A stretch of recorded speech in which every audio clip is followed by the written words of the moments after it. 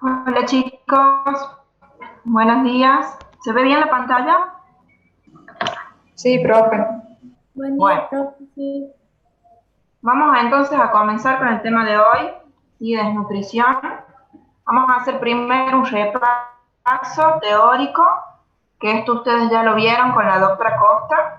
Y a continuación, bueno, cómo tiene que ser la valoración en los niños desnutridos y la dietoterapia.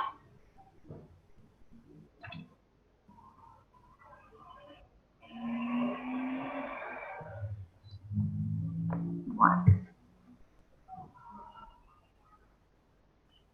Si tenemos que definir, ¿sí?, a la desnutrición, podemos decir que es un cuadro clínico que está producido por un insuficiente aporte de proteínas y o calorías que son necesarias para satisfacer, bueno, las necesidades fisiológicas del organismo y que puede estar causado por varias razones, ¿sí? Por una ingesta deficiente, por pérdidas exageradas, que pueden estar producidas por trastornos digestivos o infecciones, por aumento de las necesidades o por una combinación de todas esas razones que les acabo de mencionar.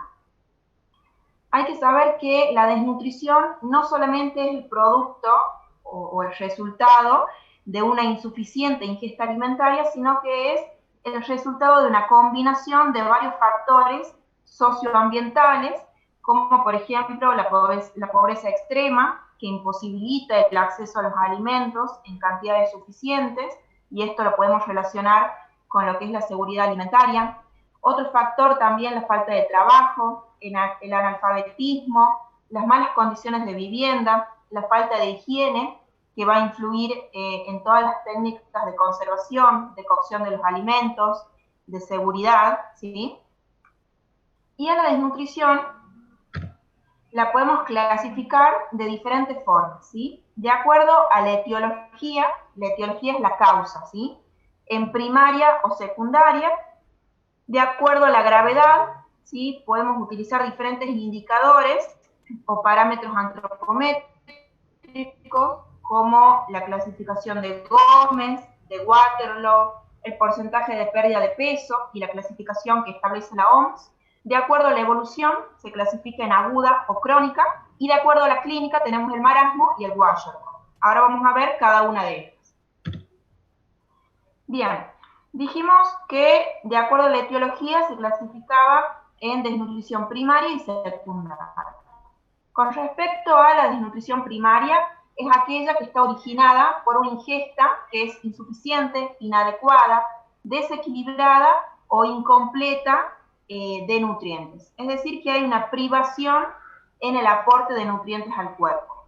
Y al restablecer la alimentación normal, el paciente se recupera, ¿sí? Existen una serie de factores que pueden aumentar el riesgo de desnutrición primaria y que son estos que se ven en la tabla, ¿sí? Factores propios del niño, como por ejemplo el peso al nacer, la prematuridad, ¿sí? Enfermedades de base al nacimiento. También factores relacionados con el vínculo madre-hijo, ¿sí? Por ejemplo, las madres solteras, el nivel educativo, el tiempo de atención que la madre destina al niño, ¿sí? Embarazos no deseados, niños abandonados, ¿sí? También factores socioeconómicos, como el acceso a los alimentos, que les mencioné anteriormente, ¿sí? La seguridad alimentaria, el acceso a los servicios de salud, las adicciones, el alcoholismo, el desempleo, la pobreza extrema. Factores del medio ambiente, como el hacinamiento, el manejo de las excretas, ¿sí? El acceso al agua potable, todo esto tiene que ver con la higiene al manipular los alimentos, y factores de la crianza, como la falta de interacción en el momento de la comida con el niño, la madre o el hijo pasivos, ¿sí? Falta de estimulación psicosocial y cognitiva. Todos estos son factores que pueden contribuir a que se produzca la desnutrición primaria. Por otro lado, vamos a ver lo que es la desnutrición secundaria, ¿sí? La desnutrición secundaria es la que está causada por diferentes enfermedades, ¿sí? Por ejemplo, enfermedad celíaca, fibrosis quística, diarreas crónicas, infecciones, anorexia, ¿sí? Todas enfermedades que van a interferir en la ingestión, digestión, absorción o utilización de los nutrientes, es decir, en los diferentes procesos que conforman la nutrición. Y lo que se tiene que hacer en este caso es tratar la enfermedad de base para así restablecer el estado nutricional normal del paciente, ¿sí? En el caso de la desnutrición primaria, lo que se tenía que hacer era restablecer la alimentación, es decir, volver a proveer de nutrientes al niño. Y en la desnutrición secundaria lo que se tiene que hacer es tratar esta enfermedad de base que produce la desnutrición para que de esta manera el niño pueda recuperar su estado nutricional normal. Bien, ¿cuáles pueden ser estas enfermedades? Aquellos que producen déficit de la ingesta alimentaria, como la anorexia nerviosa, infecciones recurrentes, enfermedades neurológicas, ¿sí? Que impiden que el paciente se alimente adecuadamente. Otras enfermedades que producen aumento de las pérdidas, como diarreas crónicas, síndrome del intestino corto, fibrosis quística, ¿sí? Todas estas enfermedades producen mala absorción de nutrientes. También las enfermedades renales. Y aquellas que producen aumento de los requerimientos, que puede ser la enfermedad inflamatoria intestinal, ¿sí? Que dentro de esta patología se encuentra la colitis ulcerosa y la enfermedad de Crohn, las cardiopatías, el hipertiroidismo, las infecciones, ¿sí? Todas estas producen un aumento de los requerimientos que por lo tanto pueden, si no se cubren, pueden contribuir a la desnutrición. Bueno, ahora vamos a pasar, ¿sí? A la clasificación de acuerdo a la gravedad, ¿sí? De acuerdo a la gravedad, la podemos determinar a la desnutrición utilizando diferentes parámetros, ¿sí? Clínicos, antropométricos, bioquímicos, que van a valorar el déficit pondoestatural, ¿sí? El déficit pondoestatural me refiero a el déficit tanto de peso como de estatura. Bueno, la clasificación de Gómez, esto ustedes ya lo deben conocer, se basa en la adecuación del peso-edad, ¿sí? Va a calcular la pérdida de peso respecto del percentil 50 para la misma edad y sexo, ¿sí?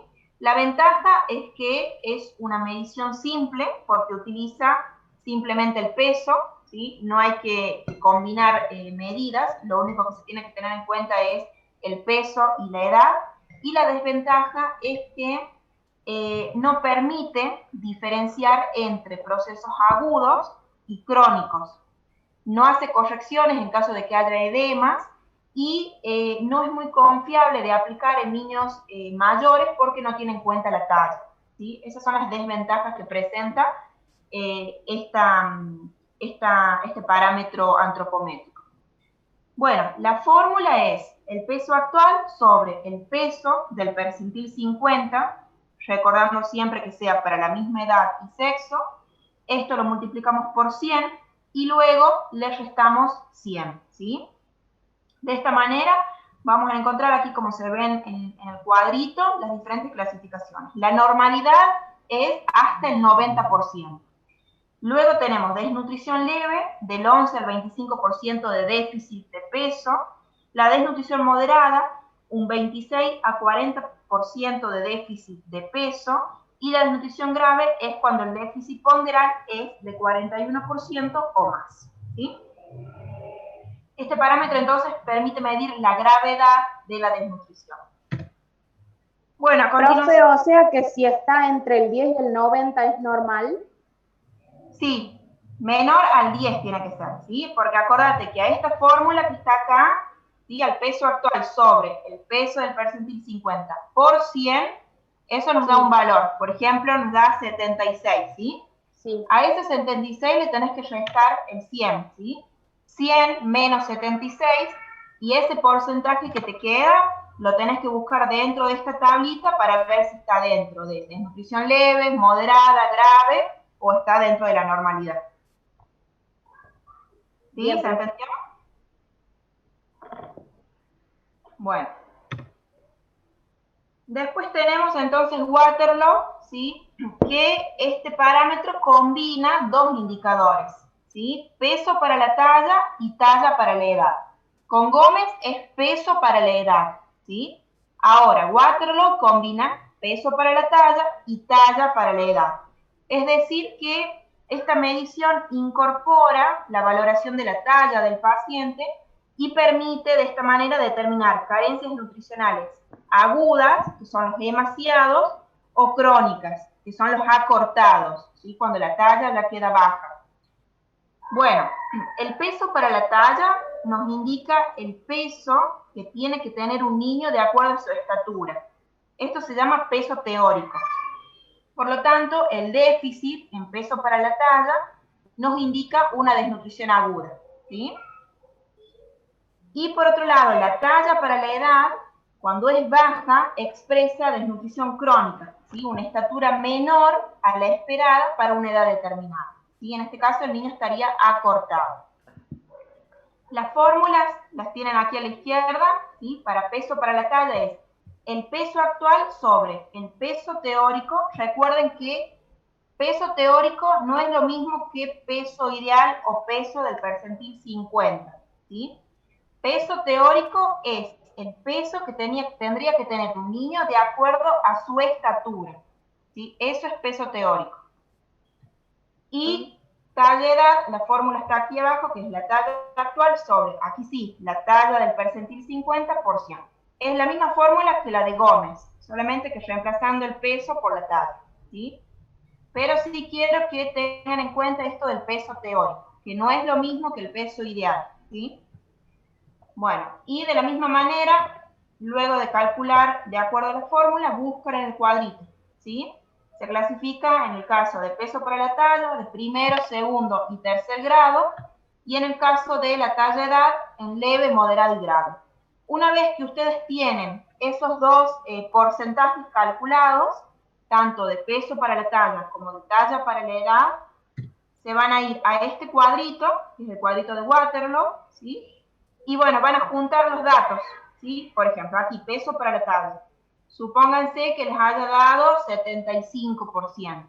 Entonces, 75 estamos aquí en el medio, y talla para la edad, supónganse que tenga 86, ¿sí?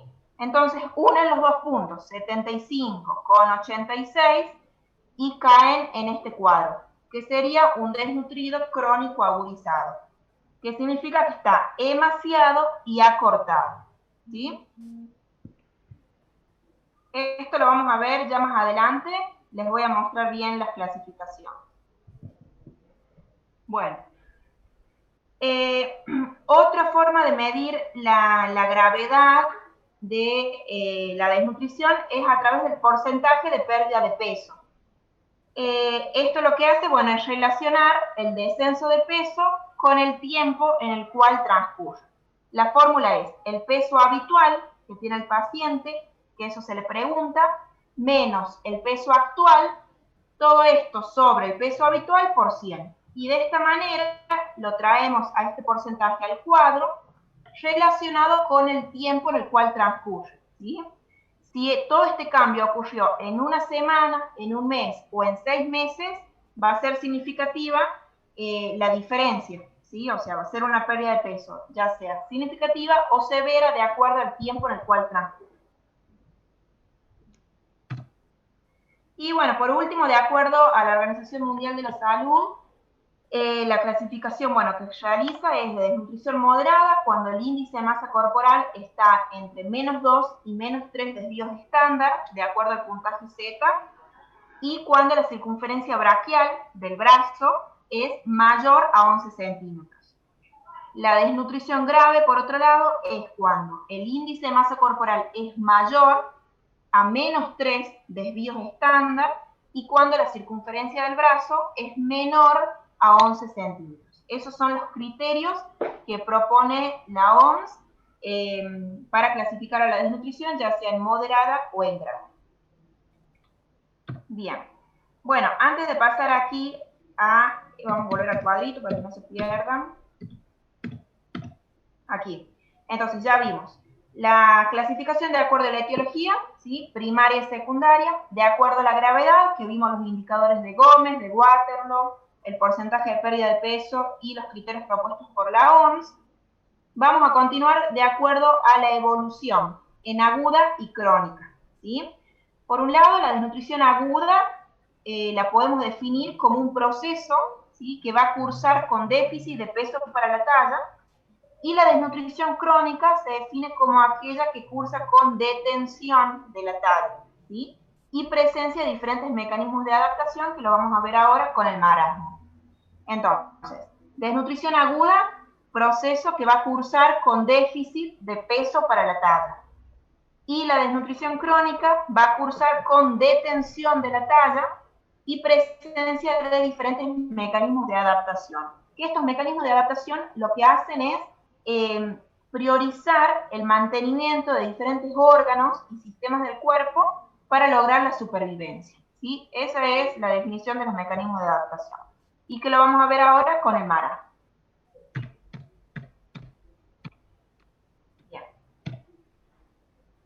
Bueno, marasmo y Kwashiorkor forman parte de la clasificación de la desnutrición de acuerdo a la clínica.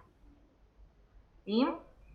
Bueno, podemos definir como aquella forma de desnutrición que cursa con pérdida progresiva de la masa muscular y de los depósitos grasos, bueno, debido a la ingesta de nutrientes que es deficiente y por tiempos prolongados, ¿sí? Esta ingesta deficiente es tanto de calorías como de proteínas. Y frecuentemente, bueno, se produce entre los 6 y los 18 meses de edad, ¿sí? Un poquito de forma resumida de cómo es la fisiopatología del marasmo, ¿sí? Yo les voy a comentar que lo que ocurre en un primer momento, este desbalance calórico-proteico, y esta baja ingesta tanto de calorías como de proteínas, va a ocasionar pérdida de peso, ¿sí? Principalmente porque se comienza a consumir el tejido adiposo para obtener energía. Más tarde, cuando esta situación se va prolongando, se comienzan a activar diferentes mecanismos, se puede ver aquí en el cuadrito de abajo, diferentes mecanismos de adaptación y compensación, ¿sí?, que buscan restaurar este equilibrio perdido. ¿Para qué? Para que todas las células del cuerpo dispongan de los nutrientes necesarios para que puedan continuar funcionando normalmente, aún en situación de carencia, y lograr de esta manera la supervivencia, ¿sí?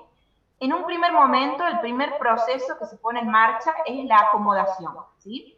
Entonces, luego de la deficiencia prolongada, lo primero que se produce es la acomodación, que lo que busca es incrementar la eficacia metabólica. Entonces, se modifican diferentes procesos del cuerpo. Aumenta la absorción a nivel intestinal, disminuye la excreción urinaria de diferentes compuestos, se comienzan a movilizar los depósitos, ¿sí? Se comienza a utilizar el tejido adiposo para obtener energía, por ejemplo. Y cuando esta situación persiste en el tiempo, ya comienza a actuar como un estrés, una situación de estrés metabólico para el cuerpo.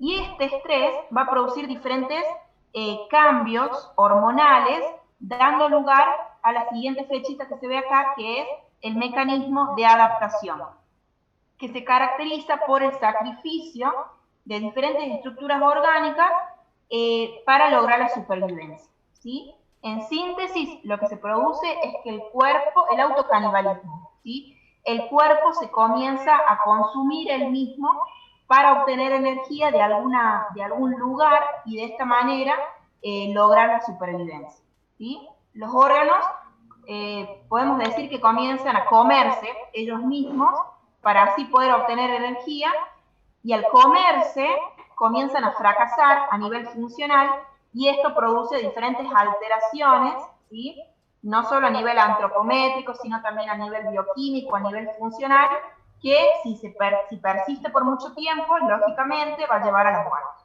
¿sí? Entonces, en síntesis, si tenemos que dividir al proceso de la desnutrición, en el caso del marasmo, en etapas, podrían ser 4 etapas, ¿sí? La primera etapa es la del balance negativo o deficiencia, ¿sí? Es decir, que hay un desequilibrio entre el aporte y el requerimiento del organismo. Este constituiría lo que decimos el periodo agudo, en el cual hay pérdida de peso, ¿sí? Atrofia del tejido subcutáneo, del tejido muscular, porque se están consumiendo las reservas. La segunda etapa sería la detención del crecimiento y el desarrollo, ¿sí? La tercera etapa sería la adaptación. El organismo se comienza a adaptar a este ingreso energético insuficiente y adopta una actitud de ahorro, ¿sí? O sea, el metabolismo basal disminuye, se comienza a utilizar menos energía, ¿sí? El requerimiento de nutrientes es menor porque no se utiliza tanta energía, ¿sí? Esto es lo que se llama la actitud de ahorro del cuerpo, ¿sí? Todo para sobrevivir. Y la última etapa sería ya la descompensación, ¿sí? Cuando ya por autofagia o autocanibalismo comienzan a ocurrir diferentes alteraciones, tanto a nivel anatómico como funcional de los órganos, ¿sí? Todos los órganos se comienzan a comer a sí mismos para poder obtener energía y lograr la supervivencia, ¿sí? Siempre lo que se prioriza son los órganos como el corazón, el cerebro, los riñones, ¿sí? El hígado. Bien, aquí tenemos la, bueno, una clasificación de los diferentes periodos que podemos dividir en el marasmo, ¿sí? El periodo inicial, que es el periodo más leve, en la cual la pérdida de peso es menor al 25%, ¿sí? Tiende a disminuir peso-edad, el indicador peso-edad, lógicamente porque se pierde peso, ¿sí? Pero la talla todavía se mantiene estable y normal. Bueno, como les dije, en el periodo agudo, bueno, hay consumo del tejido adiposo, entonces el niño tiene un aspecto huesudo porque está muy flaquito, ¿sí? La masa muscular todavía está conservada y todavía no se busca energía a partir de las proteínas musculares, ¿sí? Por lo tanto está conservada la masa muscular. La piel está pálida, ¿sí? Adelgazada, ¿sí? Hay dermatitis, sobre todo ya comienza a aparecer el déficit vitamínico y mineral. El cabello, las uñas están frágiles, sin brillos, pueden aparecer caries, manchas por déficit vitamínico a nivel de los dientes, pero la actividad física se mantiene normal, ¿sí? El niño está dentro de todo estable. En el periodo moderado, ¿sí? Que ya es un nivel más avanzado, ya la pérdida de peso es mayor, ¿sí? Del 25 al 40%. El indicador peso-edad está disminuido porque hay pérdida de peso y comienza también a disminuir el indicador talla-edad, ¿sí? Es decir, que el crecimiento en talla ya se comienza a detener. Por lo tanto, se normaliza el indicador peso para la talla, ¿sí? Aquí, bueno, ya comienza a haber consumo de masa proteica para obtener energía, por lo tanto hay hipotrofia muscular. La piel, bueno, sigue pálida, comienzan a haber lesiones debido al déficit de vitaminas. El cabello y la uña también quebradizos, escasos, ¿sí? Todo por déficit vitamínico minerales. Lo mismo en la lengua, glositis, atrofia de las papilas.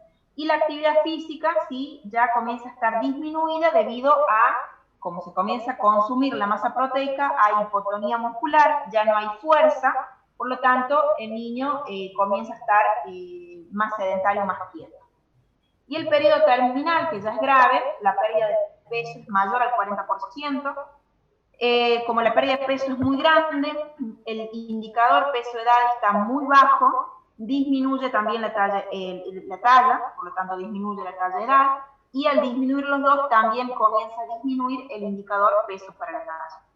En este nivel, en este periodo, ya se comienzan a consumir los órganos, ¿sí? Cuando acá dice consumo de masa proteica visceral, hace referencia a que se comienza a consumir el tejido de los diferentes órganos. Continúa la atrofia muscular, ¿sí? Disminuyen ya las proteínas plasmáticas porque se han comenzado a utilizar como fuente de energía.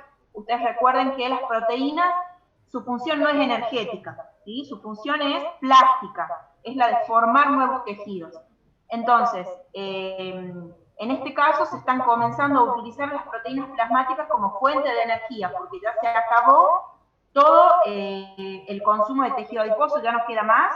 Entonces el cuerpo, el único camino que tiene para lograr la supervivencia es el consumo ya de los propios órganos.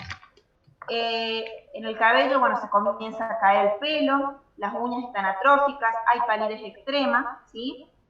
Continúan las lesiones por la hipovitaminosis. La actividad física, bueno, lógicamente ya es prácticamente nula. El niño está indiferente, desconectado del mundo que lo rodea, y al comenzar a utilizarse los diferentes órganos, al consumirse los órganos, se producen alteraciones metabólicas, ¿sí? Ya no funciona normalmente, y esto, bueno, puede dar lugar a infecciones, ¿sí?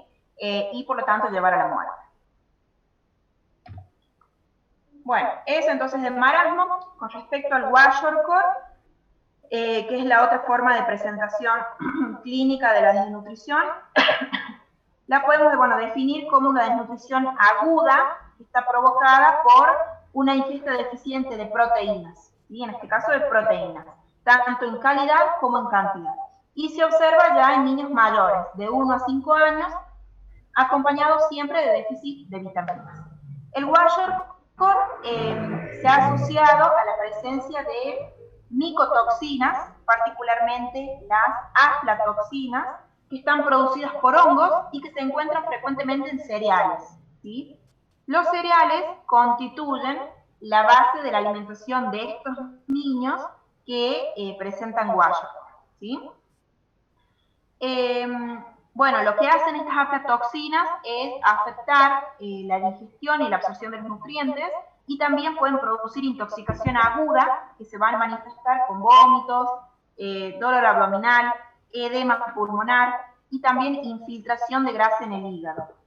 Esto lo que va a producir es alterar la anatomía y funcionalidad del hígado, ¿sí? Y por lo tanto contribuye, que ya lo vamos a ver más adelante, a la producción del edema en el cuello. A diferencia del paciente con desnutrición crónica, ¿sí? Que es el paciente con marasmo que logra adaptarse a esta carencia nutricional, en el paciente con kwashiorkor, como el aporte de calorías es normal a elevado, ¿sí? Es decir, que no hay un estrés nutricional, este aporte elevado no le permite disminuir su tasa metabólica ni frenar la síntesis proteica, ¿sí? Lo que a largo plazo va a terminar deteriorando los órganos y produciendo alteraciones metabólicas que son de rápida progresión y que son graves y pueden llevar a la muerte en poco tiempo, ¿sí? Entonces, en el kwashiorkor, el aporte calórico es normal o elevado, lo que es bajo es el aporte de proteínas, ¿sí?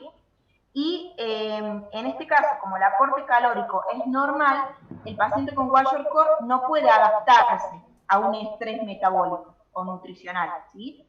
Entonces, su tasa metabólica sigue normal, ¿sí? El cuerpo sigue normal cuando el paciente en realidad está desnutrido, ¿sí? Bien, vemos aquí algunas características. Va a haber una conservación parcial del tejido adiposo, ¿sí? Va a haber un moderado compromiso muscular, pero sí va a haber un importante compromiso de las proteínas viscerales, sobre todo de la albúmina, que disminuye mucho, y esto es lo que produce el edema, ¿sí? Aquí les puse, bueno, un cuadrito para que recuerden cómo es la fisiopatología del edema, pero esto ya lo deben saber, que se ve en fisiología, en fisiopatología, y ya lo deben haber visto con la doctora Costa. ¿Sí? Esto no lo vamos a ver. Y vamos a pasar entonces a las características clínicas. No sé si las puse. Sí. Bien, con respecto a las características clínicas del kwashiorkor, bueno, el peso edad, el indicador peso edad claramente supera el 20% de déficit, ¿sí? Es decir que el peso se conserva. Es más, puede llegar a estar aumentado, pero falsamente por los edemas, ¿sí? El peso para la talla está normal o ligeramente bajo durante el edema. Una vez que se corrige, baja, ¿sí? No hay compromiso de la talla porque es un proceso, como le dije, agudo, ¿sí? Es un cuadro agudo, que no se prolonga en el tiempo, por lo tanto no tiene el espacio de tiempo para comprometer la talla. Hay conservación parcial del tejido adiposo y de la masa muscular. Las proteínas sí están disminuidas, ¿sí? Como dijimos, sobre todo la albúmina, que es la que va a producir el edema. Al disminuir también otras proteínas puede haber trastornos en la coagulación, ¿sí? Bueno, el edema es blando, frío, no doloroso, ¿sí? El abdomen, bueno, suele estar distendido por este edema, por la ascitis, la acumulación de líquido. Las piernas se encuentran arqueadas, los tobillos deformados, ¿sí? Por el déficit vitamínico y mineral, de calcio y vitamina D. Y bueno, el niño suele estar indiferente al medio externo y apático. Aquí también me falta un signo característico del Kwashiorkor, y que es la hepatomegalia, ¿sí? O el hígado grande y doloroso. En este caso, bueno, se va a producir una disminución del contenido de glucógeno, se infiltra grasa, ¿sí? Y esto produce estatosis hepática, disminuye la capacidad para poder captar aminoácidos y por lo tanto, al no poder sintetizar proteínas, continúa muy baja y agrava el edema, ¿sí? Bueno, esas son entonces algunas de las características del Kwashiorkor. Bien, luego de haber visto entonces ese repaso teórico, vamos a pasar a la valoración, ¿sí? La valoración del estado nutricional en desnutrición, ¿sí? ¿En qué se va a basar? Vamos a utilizar diferentes criterios antropométricos, ¿sí? Que son básicamente los mismos que se utilizan en todos los pacientes según la enfermedad, ¿sí? Bien, en cuanto a la antropometría, antes de comenzar, es importante que tengan en cuenta que no hay un solo indicador específico y único para diagnosticar la desnutrición, sino que se utilizan varios, ¿sí? Todos tienen sus criterios de normalidad, puntos de corte, poblaciones de referencia, como ya vimos anteriormente, ¿sí?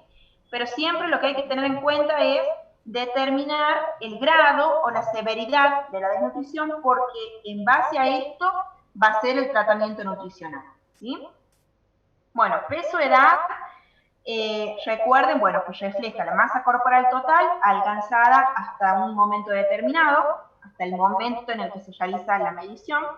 Este indicador, bueno, se utiliza bastante porque es fácil, como dijimos, y hay que tener en cuenta de que el peso es un parámetro muy sensible y se modifica ante pequeños cambios, ¿sí? Se puede expresar de diferentes formas, ¿sí? A través de los percentilos, ¿sí? Y en este punto sí quiero hacer hincapié. Bajo peso se considera por debajo del percentil 3, ¿sí? No en percentil 10 ni en percentil 3, ¿sí? Por debajo del percentil 3 es bajo peso.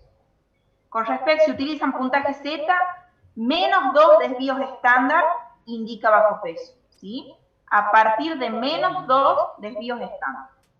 Y recuerden que el puntaje Z permite posicionar al paciente con respecto a la media, o percentil 50 para edad y sexo.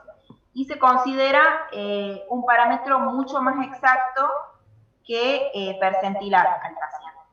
Bueno, la clasificación de Gómez, que ya se les mencionó al principio, que lo que hace es indicar el porcentaje de déficit del peso del niño. Aquí tenemos, bueno, la fórmula, que ya la vimos anteriormente, ¿sí? Y la clasificación, ¿sí? Que ya la mostramos. Pasamos a talla edad. Bueno, talla edad entonces lo que hace es representar el crecimiento lineal alcanzado hasta un momento determinado y es el resultado de la suma de todos los crecimientos que ha tenido el niño desde su nacimiento hasta el momento de la medición, ¿sí? Y de esta forma, al igual que el peso-edad, por debajo del percentil 3 indica baja talla. Y menor a menos 2 desvíos estándar nos indica baja talla si consideramos el puntaje 0. Y el porcentaje de déficit de talla se calcula de la misma manera que Gómez, ¿sí? O sea, esta misma fórmula, pero lo único que reemplazan es el peso por la talla, pero la fórmula es la misma, ¿sí? Y nos indica el porcentaje de pérdida de talla, de déficit de talla. Con su clasificación en el cuadrito también, que ya lo vimos anteriormente. Bueno, otro indicador que se utiliza, peso para la talla, ¿sí? Refleja el peso que tendría que tener un niño de acuerdo a su talla, ¿sí? Que es lo que se llama el peso teórico. Aquí tenemos la fórmula, que también ya la vimos, y cuáles son los diferentes grados en los cuales se va a clasificar la desnutrición. Todo esto, recuerden que va a servir para clasificar si la desnutrición es leve, moderada o grave, porque de acuerdo a eso va a ser el tratamiento nutricional que se va a aplicar. Bueno, Waterloo, también ya lo vimos, ¿sí? Que combina peso para la talla con talla para la edad, ¿sí? Bueno, permite determinar si hay una desnutrición aguda, ¿sí? Que es cuando el peso para la talla es bajo, si la hubo anteriormente, cuando la talla para la edad es baja, ¿sí? Los acortados, o también cuando ambas situaciones se presentan de forma simultánea. Si nosotros nos vamos aquí al cuadrito, que ya lo vimos, ¿sí? Podemos determinar 4 situaciones diferentes, ¿sí? Waterloo nos permite determinar 4 situaciones nutricionales diferentes, ¿sí? Que, bueno, se las voy a decir porque no están escritas, ¿sí?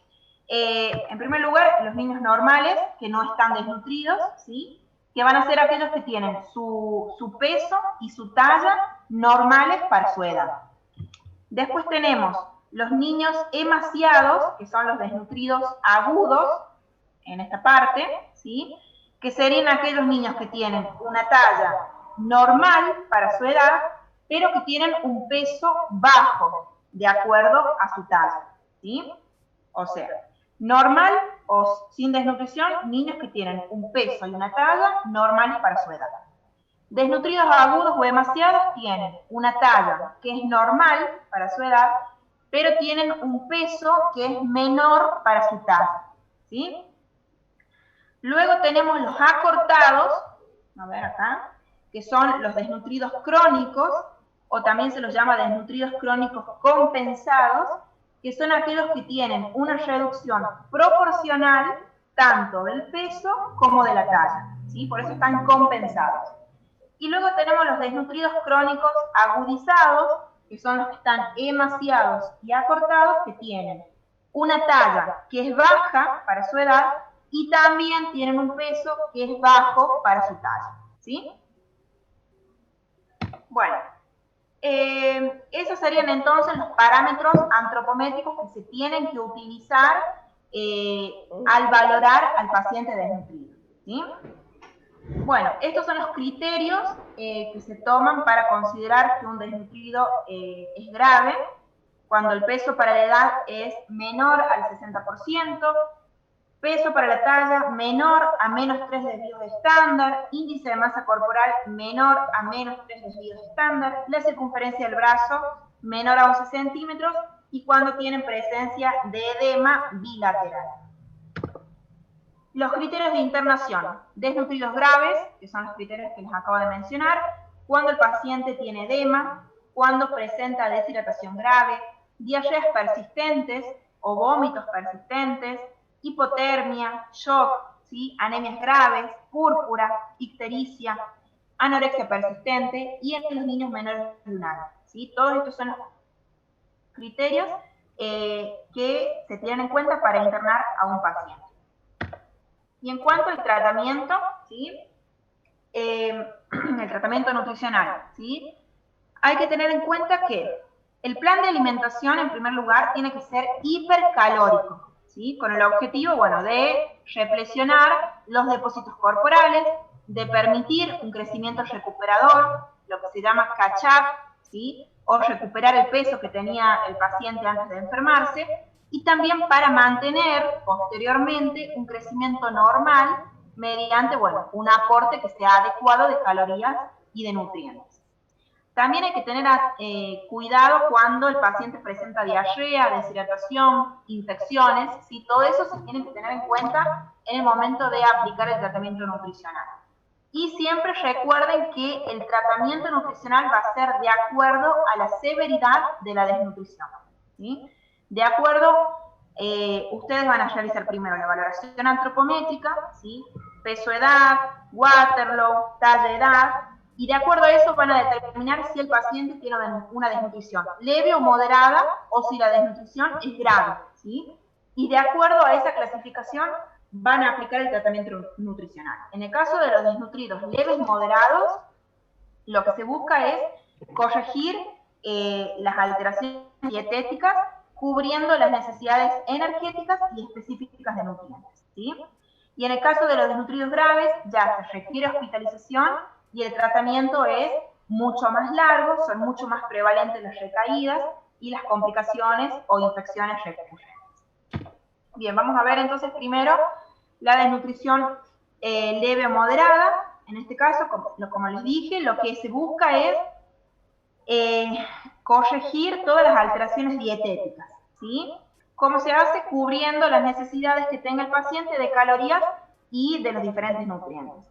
La recuperación nutricional en estos pacientes suele ser rápida, es sencilla y el tratamiento es ambulatorio. Es decir, que no necesita que el paciente vaya al hospital, en la mayoría de los casos. Bueno, con respecto a los líquidos, ¿sí? Se va a calcular de la siguiente manera. En menores de un año, de 1 a 1,5 mililitros por cada kilocaloría aportada. Y en mayores de un año, 1 mililitro por cada kilocaloría aportada, ¿sí? De esa manera se calcula el aporte de líquidos en desnutrición leve moderada. En el caso de las necesidades calóricas y proteicas, lo que se va a utilizar es esta fórmula para todos los casos, ¿sí? A ver si acá. Las RDA, que las sacan de las tablitas de los libros, de acuerdo a su edad, por el peso actual más la RDA para la edad por el peso ideal. El peso ideal es el peso del percentil 50, ¿sí? Esto dividido en dos, o sea, es un promedio. Se promedia las RDA multiplicada por el peso actual por las RDA multiplicada por el peso ideal. Y ese promedio va a ser el aporte, ya sea de calorías o de proteínas, ¿sí? Tanto para calorías como proteínas se utiliza la misma fórmula. Y además, otras consideraciones que se tienen que tener en cuenta al realizar la fórmula sintética y desarrollada es, en primer lugar, la distribución de los macronutrientes de hidratos, proteínas y grasa va a ser normal, ¿sí? 55, 15, 30. Por otro lado, el plan va a ser, bueno, lógicamente hipercalórico, ¿sí? En este sentido, tengan en cuenta la selección de alimentos, ¿sí? No se van a dar ensaladas, ¿sí? En niños desnutridos, comidas solamente a base de verduras, tampoco, no se van a dar sopas en pacientes desnutridos, infusiones solas, por ejemplo, té, mate cocido, solas, sin agregado de leche, no, ¿sí? Ensaladas de frutas, gelatinas, ¿sí? Todas estas son comidas que no aportan, no son hipercalóricas, ¿sí? Entonces no se tienen que agregar en el plan de alimentación del paciente desnutrido. Bueno, hay que mantener la lactancia materna en lo posible, va a ser la primera elección. Y en el caso de los niños que reciban fórmulas, se pueden utilizar las tradicionales, que tienen lactosa, siempre va a ser de acuerdo a la sintomatología, y bueno, se puede aumentar la concentración de estas fórmulas hasta un 18-20%, añadiendo también TCM, aceites o maltodextrinas, siempre en casos de que la leche sea el único alimento que reciba el niño, ¿sí? Si no, no es necesario añadir estos módulos. Bueno, la densidad calórica, que también se tiene que calcular al realizar el menú, tiene que ser mayor a 1.